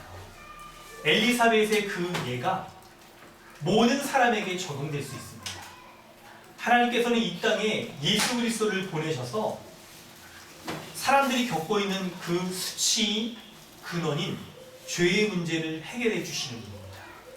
이 죄의 문제가 해결되는 게 사람들의 부끄러움이 해결되는 게 불가능해 보이죠. 우리의 인생을 살아가면서 여러분 과거의 부끄러움들 여러분 많으시죠? 설교 나눔할 때 여러분 이번 주 설교 나눔 기대됩니다. 각자의 다양한 부끄러움들을 이렇게 버라이어티하게 이렇게 나눔이 여러분 있을 겁니다. 인도자가 먼저 자기 부끄러움을 공개하십시오. 그거 가지고 우리 나눔하면서 씹고 막 뒷담화 까고 그런 게 아니라 그것 가운데 하나님의 은혜를 소망해야겠죠? 나눔 가운데. 그런데 과거의 부끄러움뿐만 아니라 우리의 부끄러움은 지금도 지속되고 있을 거고 앞으로도 부끄러움이 지속될 거 아니에요. 그런데 놀랍게도 이 부끄러움이 끊어진다 라고 말하는 게 불가능해 보이지만 처녀를 통하여 잉태되어 불가능한 상황 가운데 태어난 이 하나님의 아들은 모든 불가능한 것들을 가능하게 하셔서 죄인의 부끄러움을 바꾸어 해결하여 줄 뿐만 아니라 부끄러움이 변하여 영광스러움을 선물로 주시는 분이라는 것을 우리로 하여금 알게 해주시는 거예요. 여러분, 하나님께서는 예수 그리스도를 보내주시겠다는 그 약속을 이미 첫 번째 사람인 아담에게 그 은혜를 베풀어 주셨어요. 창세기 3장 9절 11절과 21절의 말씀을 마지막으로 살펴보고 우리에게 적용해 보도록 하겠습니다. 자, 신규진 형님 한번 보여주세요. 창세기 3장 9절. 네. 여호와 하나님이 아담을 부르시며 그에게 이르시되 내가 어디 있느냐 이르되 내가 동산에서 하나님의 소리를 듣고 내가 그것으로 두려워하여 숨었나이다. 이르시되 누가 너의 벗었음을 내가 알렸느냐 내가 내게 먹지 말라 명한 그 나무 열매를 내가 먹었느냐. 여호와 하나님이 아담과 그의 아내를 위해 가죽옷을 지어 입히시니라. 네, 본문의 사건은 하나님께서 선악을 알게 하는 나무를 먹지 말라고 말씀하셨는데 아담과 하와는 하나님의 말씀을 어기고 불순종하고 자신이 주가 되어서 선악을 결정하며 하나님이 없어도 스스로 잘 살 수 있는 존재처럼 여겼어요. 그래서 선악을 알게 하는 나무를 먹었는데요. 그런데 선악을 알게 하는 나무를 먹자 이들에게 놀라운 변화가 찾아왔는데 10절에 보면 그들이 벗었음으로 두려워하여 숨어요. 원래 그들은 여러분 그 이전에 창세기 1장, 2장 지나갈 그때 옷을 안 입고 있었어요. 근데 그때는 옷을 안 입고 있었던 게 서로에게 부끄럽지 않았고 하나님도 부끄러워해서 숨지 않았고 하나님과 교제하고 대화하고 하는 관계였어요. 그런데 이들이 범죄하자 죄가 그들을 어떻게 바꿔놓냐면 아담과 하와, 남자와 여자 가운데 벗은 것을 부끄러워하는 모습이 생겨나게 됐어요. 남자와 여자의 관계를 왜곡시켜놨죠. 사람과 사람과의 관계를 왜곡시켜놨어요. 뿐만 아니라 하나님과의 관계도 왜곡시켜서 하나님을 두려워하여 숨게 됩니다. 이렇게 죄는 우리로 하여금 사람에게 수치를 가져와요.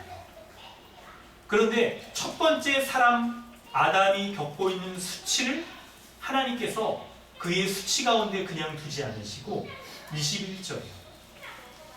가죽옷을 지어 입힘으로써 그들의 수치를 가리게 하시는 거죠. 그렇게 가리게 하시는 거예요.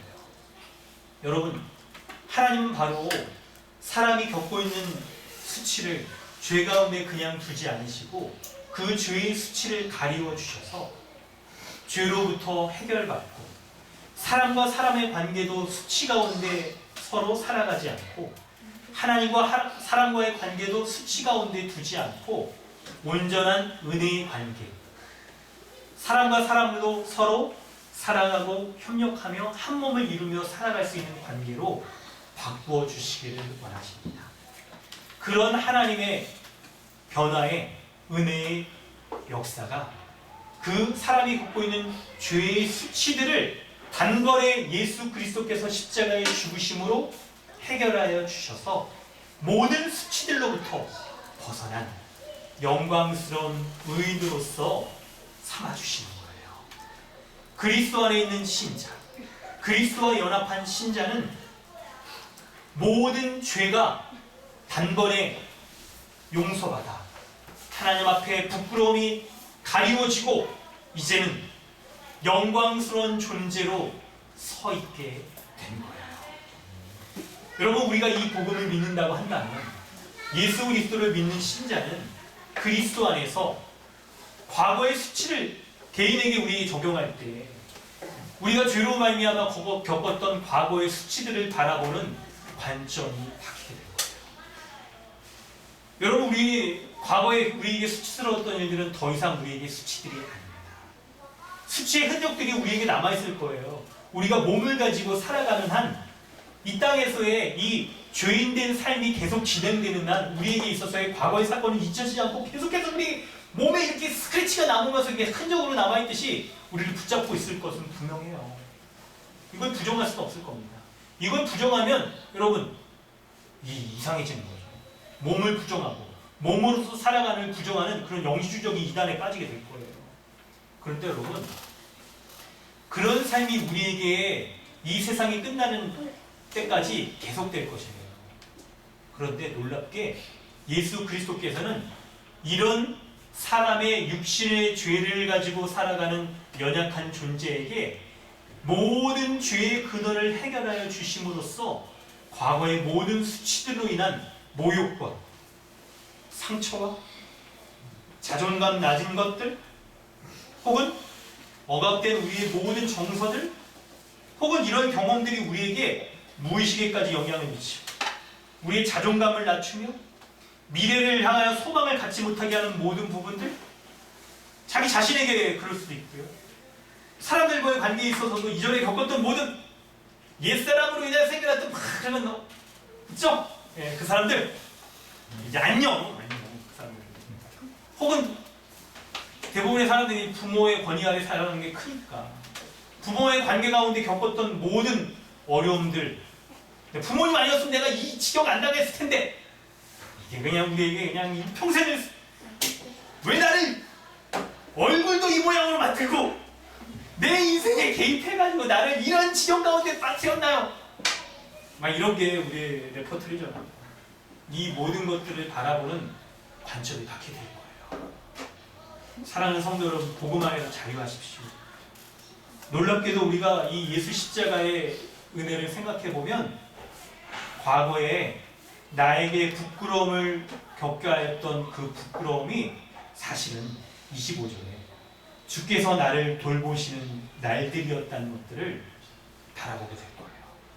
그걸 알 수 있는 인식의 관점의 변화가 있을 거예요.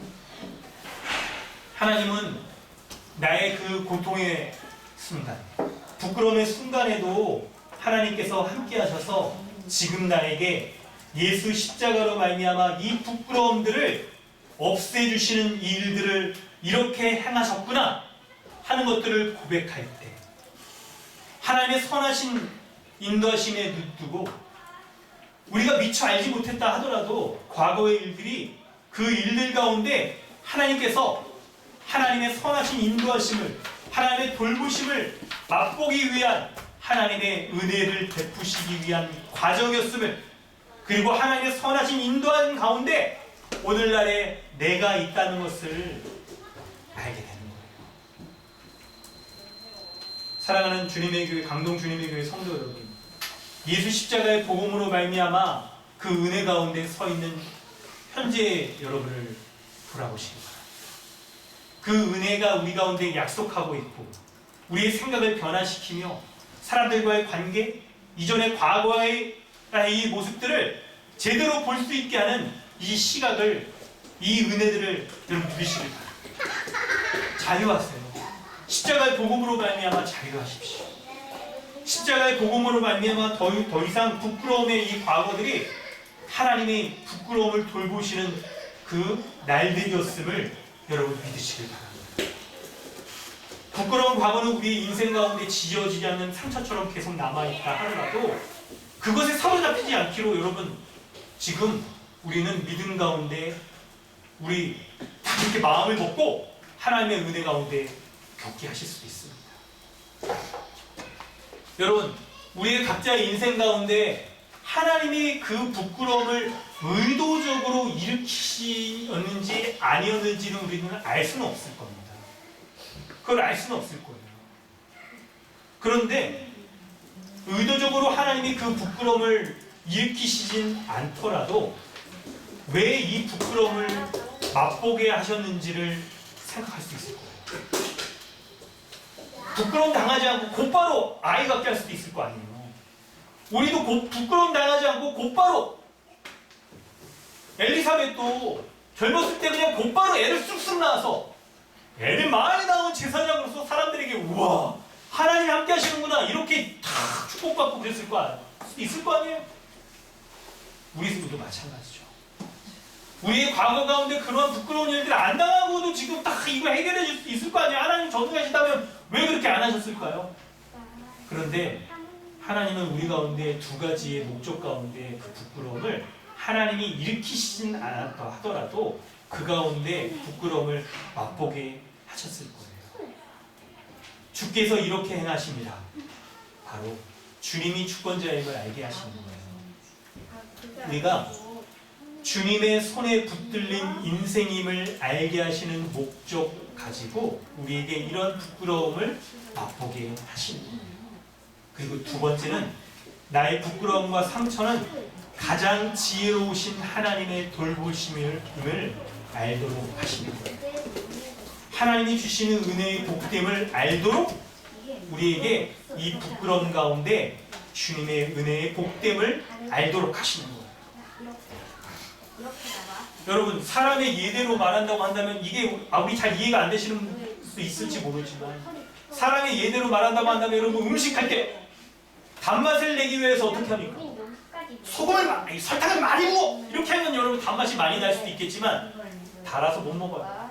오히려 그 반대로 설탕을 넣기 전에 소금을 넣어주면 단맛이 다 나죠. 여름에 맛없는 수박 소금을 넣으면 그 맛이 단맛이 극대화돼요. 여러분 사람의 예대로 이거 하나님의 은혜를 어떻게 이렇게 수박 같은 거 가지고 여러분 말하겠어요?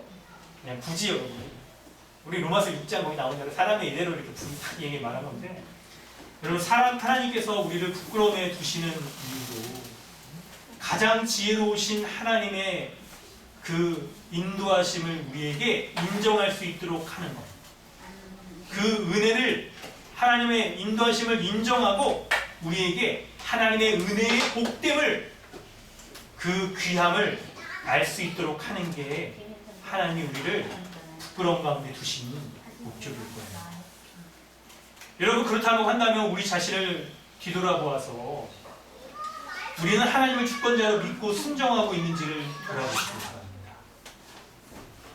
하나님을 주권자로 인정하지 않는 우리의 모습은 자기중심적인 사고와 삶의 방식 혹은 우리의 성격 이런 것 가운데서도 드러날 거예요.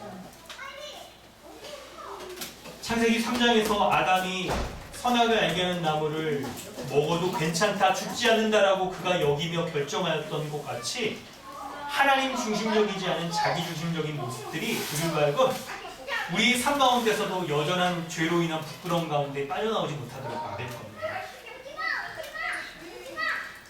우리의 온전함을 위하여서 하나님은 우리 인생 가운데 부끄러움을 당하게 하시고 혹 우리로 하여금 더 부끄러움 가운데 더 두셔서 그분을 온전히 순종하는 사람들로 우리가 딱 하나님을 인정하는 그런 자로 완전히 돌이키고 하기까지 부끄러움 가운데 두시는 것일 수도 있을 거예요.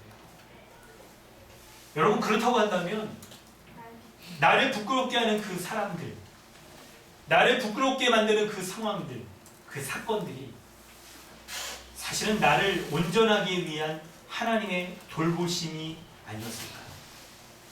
이 모든 부끄러움들은 하나님의 선한 도구로 하나님께서 사용하시는 것일 수도 있을 거예요. 여러분 인생의 아픔에서의 배움이 있어야 됩니다. 하나님의 지혜에 대해서 우리가 배워야 되고요. 그 온전한 지혜인 십자가 복음을 제대로 풍성하게 알아야 우리의 일상 가운데 인생 전체와 하루하루의 일상 가운데에서 벌어지는 일들에 대해서 제대로 해석할 수 있는 눈이 열리는 거예요. 복음을 그래서 계속 배워야 돼요. 제대로 알고 풍성하게 알아야 되는 거죠. 인생의 아픔에 있어서 여러분 배움이 있어야 됩니다.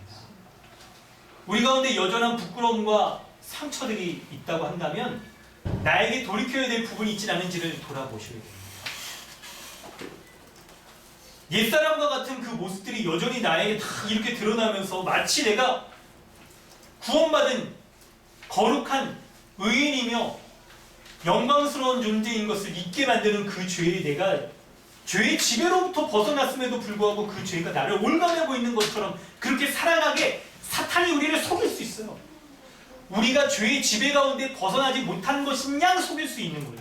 실제로 우리는 벗어난 사람이에요. 옛사람의 지배로부터 벗어나서 이제 의의 지배 가운데 살아가는 사람임에도 불구하고 사단이 그걸 속이는 거예요. 옛사람의 지배 가운데 벗어나지 못한 것처럼 우리를 속여서 죄인인 것처럼 죄의 문제가 해결하지 못한 것처럼 예수 그리스도가 그 죄, 더 씬을 해결하지 못하고 우리가 날마다 그래서 더 씬즉 부끄러움들을 맛보고 있는 것처럼 우리를 속일 수 있는 거예요.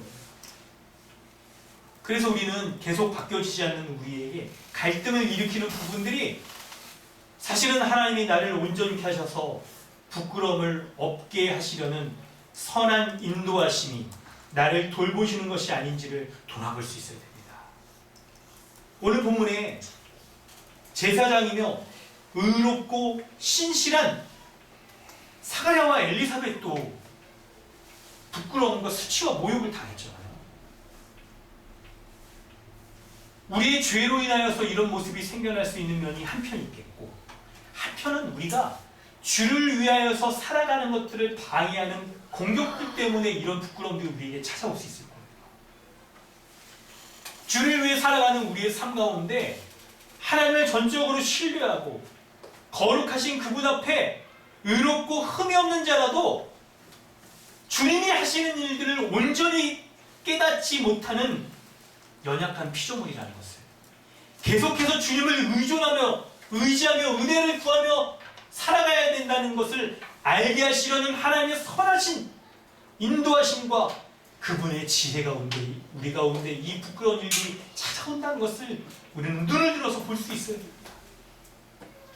이처럼 하나님이 이루시는 일들은 우리를 이성과 때로는 우리가 가지고 있는 그 신앙의 틀 가운데에서 이해하지 못하는 면들을 초월하여서 역사하시는